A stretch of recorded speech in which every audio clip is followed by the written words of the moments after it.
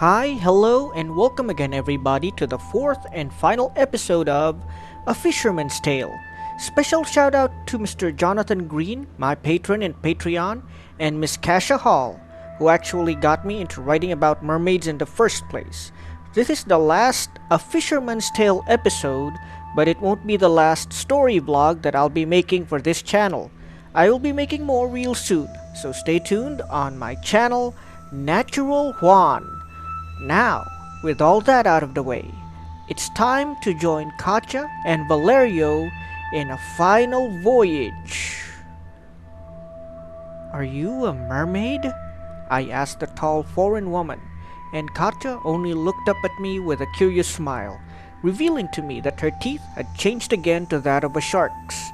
Behind us, beneath the water, I could see countless sea creatures following our boat as the Danish woman led us on to what I assumed to be the seat of power for the Unos family.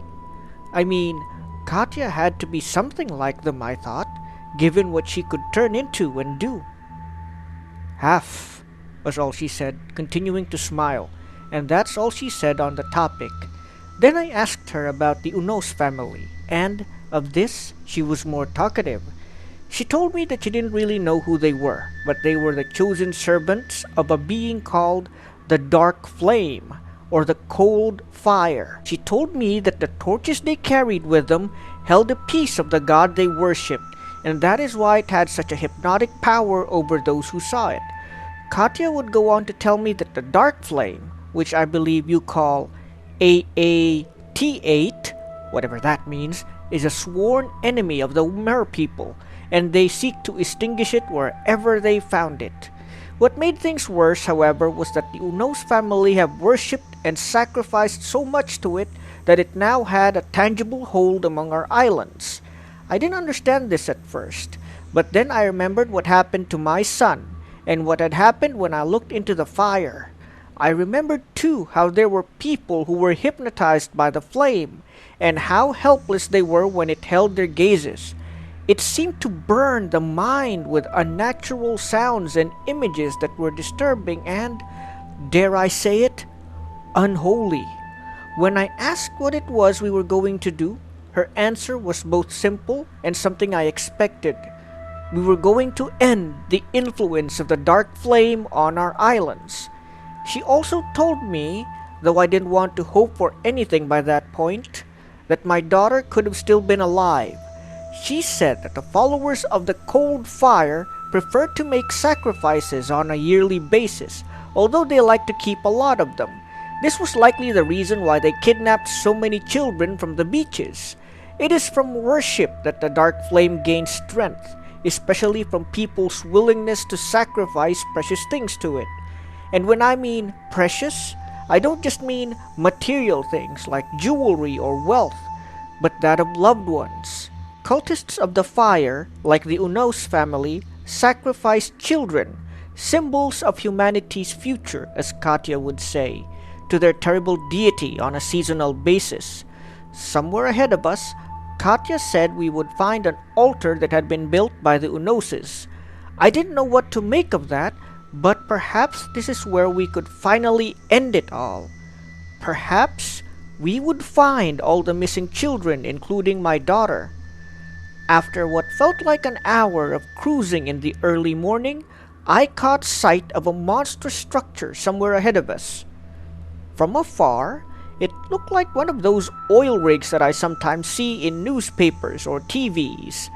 It had a rickety oil tower that was all bent out of shape and stood on rickety legs that were all crooked. On what was supposed to be its helipad was a great bonfire that flickered against the surrounding storm. Katya shielded my eyes from it with her hand, and I saw that it had changed again as well, with webs of skin between her fingers. "It is weak now, against the storm, but be mindful of looking at it," she said to me. "In this storm, it has to struggle to stay lit. This is good for us. It will not be able to see us coming." As we got closer and closer to the rust-encrusted structure, I got to see it all in its gruesome detail. From the steel legs of the dilapidated oil rig hung bodies, or parts of body suspended by chains. I didn't want to look at them. I didn't want to look at the hands, legs, headless torsos, and severed heads that hung from metal pillars that held up the oil rig. All of them were burnt. They were reddened, blackened, and charred. It was then that Katya told me that these were the remains of those that were sacrificed to the cold fire. That when a person was fed to the dark flame, the parts that remained would be hung and displayed for all to see. It was a sign that the dark flame had taken its fill and was satisfied.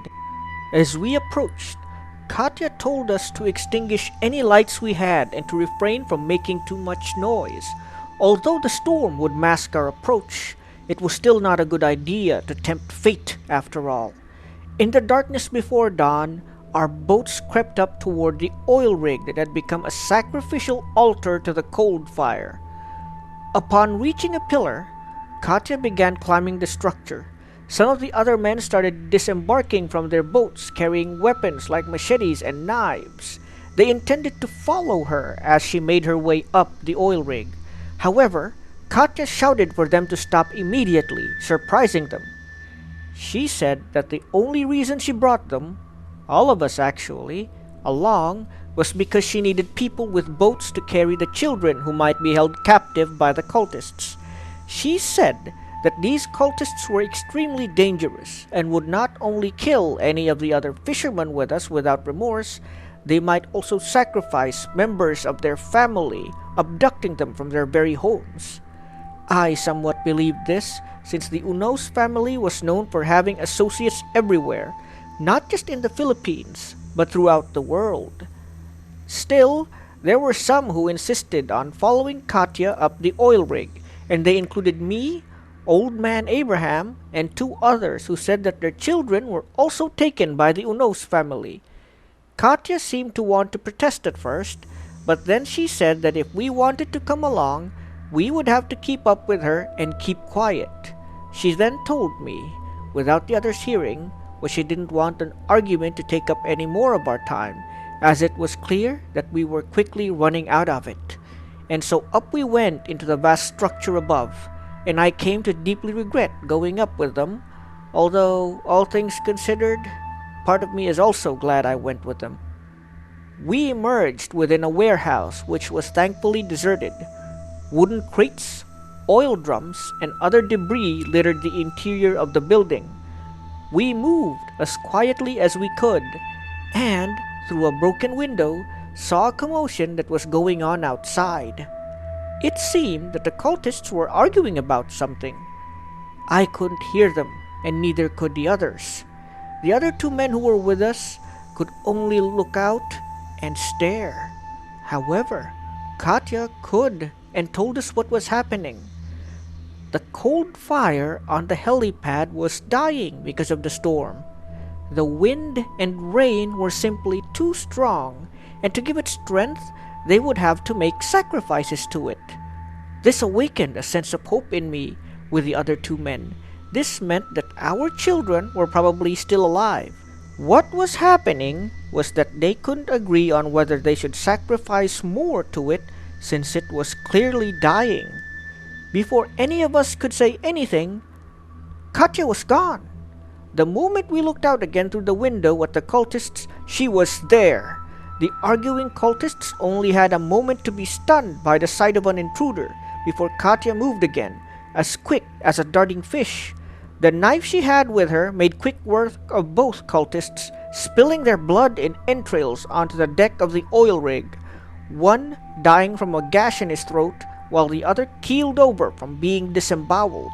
She waved a hand toward us through the window and then pointed at another nearby small structure. This meant that we were to go there, and that was what we did.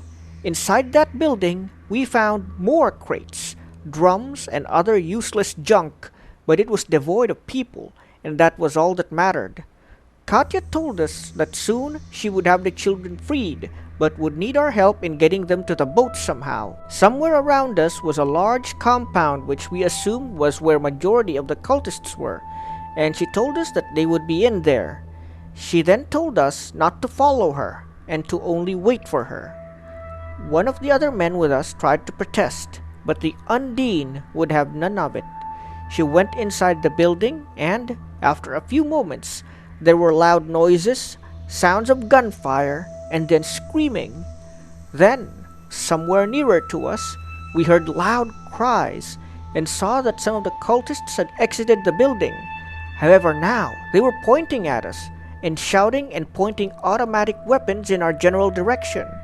It was time for us to run. Since I had little time to think at that point, I ran towards the building that Katya strictly forbade us from entering.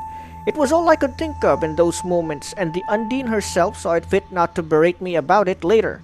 However, now that I'm here, I really wish I hadn't gone in there. The moment we entered the structure, we were greeted by the nauseating stench of burnt flesh. Inside the structure were thousands upon thousands of candles, with most of them thankfully snuffed out. I deduced that these candles were likely lit with a cold fire, and any remaining ones I approached with closed eyes and blew out. I felt coldness instead of heat when I got close enough. That, and an almost overwhelming unnatural stench that smelled like rotten meat and burnt plastic. Using a small flashlight I had brought along, we made our way deeper into the structure. There were large pipes and bulky machines all around us, which I surmised were probably involved in refining the oil that was collected from the sea and powering the drill that drained it by the gallon. Blood and corpses littered the floor, all of them cultists of the Dark Flame in their now blood-stained white cloaks. I saw their bodies with greater clarity now, and saw how badly burned their bodies were. Here was a corpse, throat opened, likely by Katya's savage knife, with his eyes and nose charred black. Another was a woman who had 3 deep wounds in her chest and had a beautiful face, but her body was covered in a mass of scar tissue that was the result of burning. A more disturbing body, this one stabbed in the belly and back, was fully nude, and it was clear that most or likely all of his skin had already been seared away. I would learn later on from Katya that this was a part of their initiation ceremony. Not only did they have to offer up a loved one to the cold fire, they also had to burn themselves with it in order to show their devotion. As I looked at these burnt fanatics, I found myself vomiting profusely. It didn't take long before we heard rapid footsteps heading in our general direction. We took whatever weapons and equipment the corpses had on them and hid ourselves as best we could. However, as they got closer, I saw that it was Katya with a large number of children in tow. "Didn't I tell you to stay where you were and wait for me?" she asked. "They found us," I said. "We had to go somewhere." Katya just sighed and began running towards the building's entrance. Before we could reach it, however, something was clearly going on outside. Upon exiting the structure, we saw that the cultists were locked in a battle with beings that I immediately recognized to be merpeople. Men and women whose lower bodies were those of a fish's tail instead of a pair of legs. They could not walk, but could slither quite quickly over the deck of the oil rig, which was further helped by the fact that it was drenched with rainwater. The merpeople fought with spears, and they wore scaled armor that was resistant to the automatic gunfire the cultists were shooting at them. We were soon met with one of them, and I was surprised that he had more local features like me, being deeply tanned with dark eyes and hair. "We have heeded the call of your father, daughter of Aegir," the merman said. "Our sorcerers are doing everything within their power to maintain the storm above us. Soon, they will use the last of their magics to call forth a truly terrifying downpour upon this place. But it will be the last they will be able to conjure." "Then we must hurry," Katya said. We then rushed to get the children out of the oil rig and onto the boats below. This we did repeatedly and as quickly as we could. Katya and the merpeople protected us as we brought the children to safety. We were bringing the last batch of the children to the boats when I finally saw my daughter Ria. She had been starved, worked, and the dark flame seemed to have done the same to her as it did to my son. But at least now I knew she was alive, and I could hold her again. I wanted to stop then and there, but I also knew that the time was of the essence, so we did what we could even faster. It was then that I saw that a fire had begun to spread across the oil rig, and it was in fact the dark flame itself. It had probably spread from the helipad.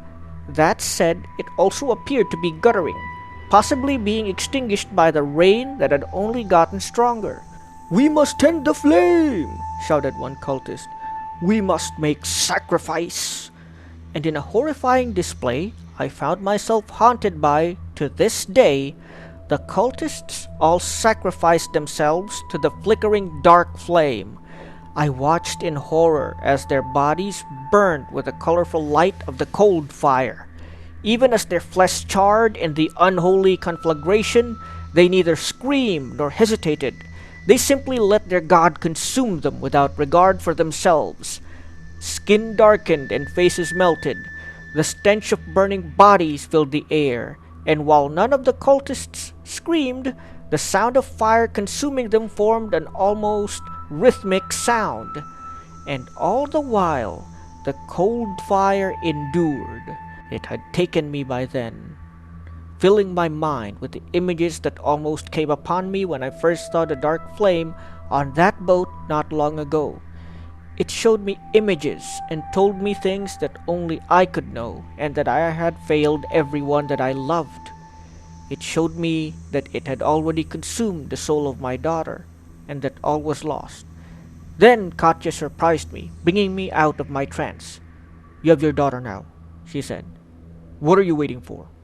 And thus we rushed back onto the boats with the children in tow. We did our best to move as quickly as we could away from the oil rig, as the fight there seemed to be reaching a crescendo. When we were far enough away, I saw something truly awe-inspiring just as the sun began to rise and shed light upon the sea. It was something that felt almost biblical in scale and scope. The enormous wave crashed into the oil rig, crumpling its steel legs and tower as if they were twigs. Its main deck broke apart under the weight of the wave, and I saw the already floundering cold fire be completely snuffed out by the great wave for good. A sense of relief came over me, and I was surprised when a tug came at my shirt. I turned and saw my daughter Ria, who asked me what was happening. It was only then that I burst into tears and took my daughter into my arms. And that, good sirs, is when the nightmare finally came to an end. Somehow, with the main concentration of the dark flame being extinguished, its influence over the children was also snuffed out. They regained the lucidity and the energy that we tend to attribute to children. Now, there were moments when they had nightmares and night terrors, times when we had to wake them from frightening dreams, which faded like smoke once they regained full consciousness. But that was all, and all seemed right in the world again. I saw Katya one last time, and she left us a bag of pearls. It contained 50 pearls, which was more than enough for me to get my life with my children restarted. Whoever she might be, and whatever she might be, I thank her from the very bottom of my heart.